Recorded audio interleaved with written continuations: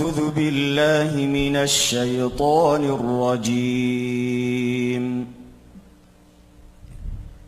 يا أيها الذين آمنوا اتقوا الله حق تقاته ولا تموتن إلا وأنتم مسلمون. واعتصموا بحبل الله جميعا ولا تفرقوا واذكروا نعمة الله عليكم إذ كنتم أعداء فألف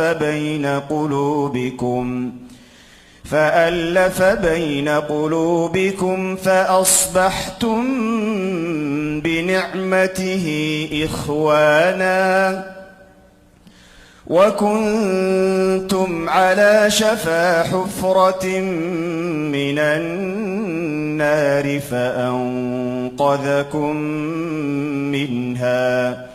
كذلك يبين الله لكم آياته لعلكم تهتدون. ولتكن منكم أمة يدعون إلى الخير ويأمرون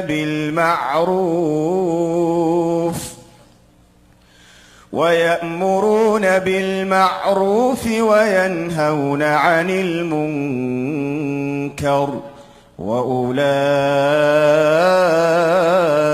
هم المفلحون. ولا تكونوا كالذين تفرقوا واختلفوا من بعد ما جاءهم البينات وأولئك لهم عذاب عظيم. يوم تبيض وجوه وتسود وجوه، فأما الذين اسودت وجوههم أكفرتم بعد إيمانكم فذوقوا العذاب بما كنتم تكفرون. وأما الذين ابيضت وجوههم ففي رحمة الله هم فيها خالدون.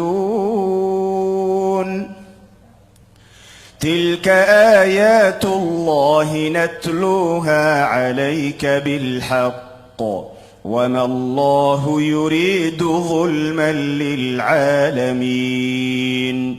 ولله ما في السماوات وما في الأرض وإلى الله ترجع الأمور.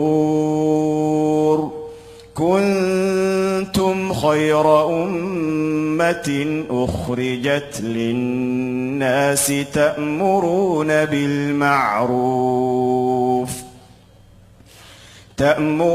بالمعروف وتنهون عن المنكر وتؤمنون بالله.